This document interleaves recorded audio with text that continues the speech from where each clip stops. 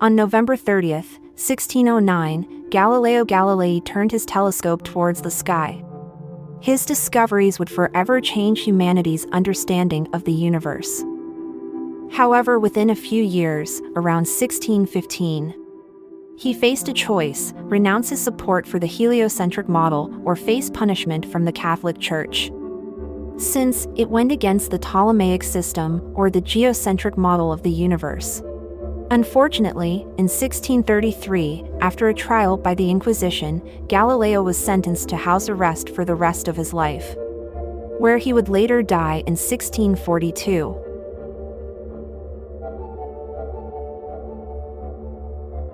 "21 years before Galileo's birth, Nicholas Copernicus published his revolutionary book on the revolutions of the heavenly spheres.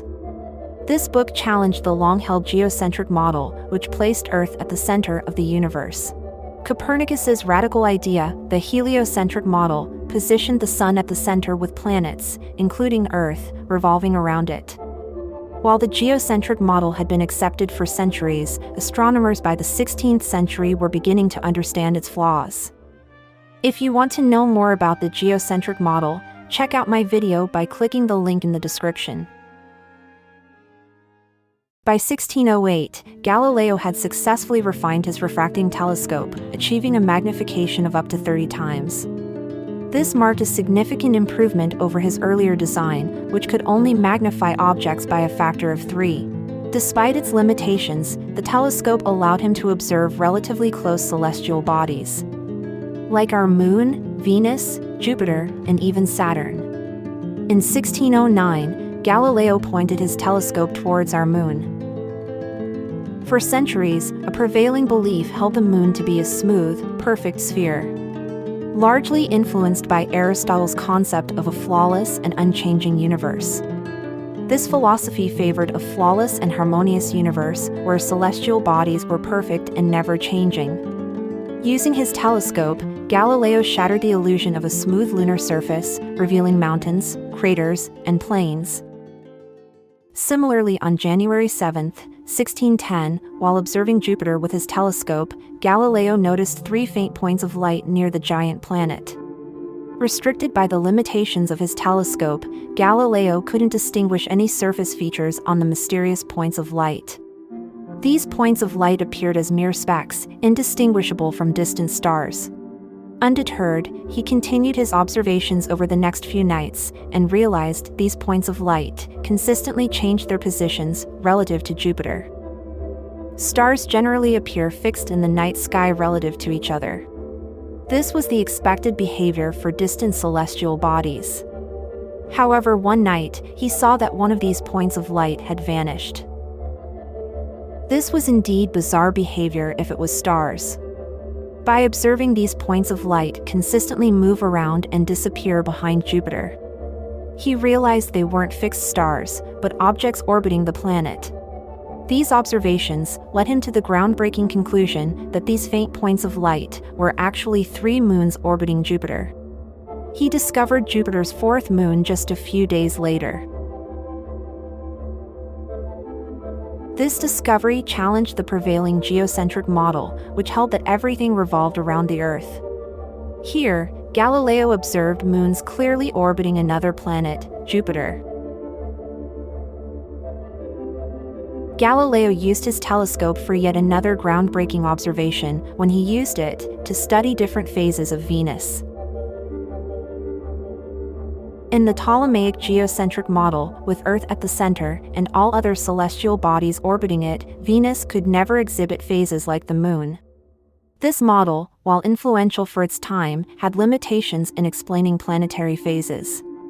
To be more accurate, in the Ptolemaic geocentric model, where Earth is at the center of the universe, Venus was placed on an epicycle, a small circle centered on a larger circle around Earth. However, for a simpler explanation, imagine Earth, Venus, and the Sun in a nearly straight line, with Venus always positioned between Earth and the Sun.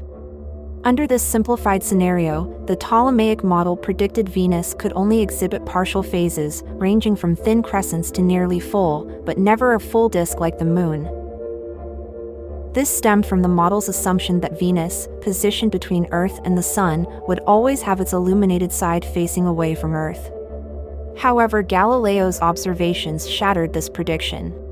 He observed Venus going through a complete set of phases, just like the Moon. This crucial discovery directly contradicted the geocentric model and provided strong evidence that Venus, like other planets, orbited the Sun. Galileo's observations of Venus perfectly aligned with the predictions of the heliocentric model. This model placed the Sun at the center of the solar system, with Earth and other planets revolving around it. When Venus is on the opposite side of the Sun from Earth, the side facing Earth appears fully illuminated by the Sun. As Venus moves between Earth and the Sun, it exhibits crescent phases, similar to the Moon. In the same way, when Venus is directly between Earth and the Sun, it appears as a thin crescent.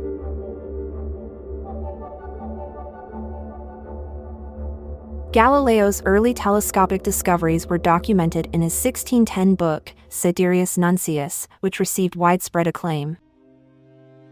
But it was his later work, Dialogue Concerning the Two Chief World Systems, published in 1632, that ignited a firestorm of controversy with the Catholic Church. In this book, the dialogue takes the form of a conversation among three characters, Salviati, Segreto, and Simplicio. Through a series of dialogues between the three characters, he presents compelling arguments and logical reasoning in favor of the heliocentric model originally proposed by Copernicus. For one reason, Simplicio, which is derived from the Italian word semplice, meaning simple or simple-minded, is portrayed as a defender of the Aristotelian Ptolemaic system. However, Simplicio's arguments are often flawed or easily refuted by the other characters, highlighting the weaknesses of the geocentric model. The publication of Dialogue Concerning the Two Chief World Systems might have unintentionally offended Pope Urban VIII, who had earlier shown support for Galileo. Within a year, this potentially disrespectful portrayal led to Galileo being summoned before the Inquisition for trial. Following this event, he was sentenced to house arrest for the remainder of his life. Galileo's book, Dialogue Concerning the Two Chief World Systems, was placed on the Church's index of forbidden books following his trial. Confined to house arrest, he could still pursue scientific endeavors, but was prohibited from publishing further writings advocating heliocentrism.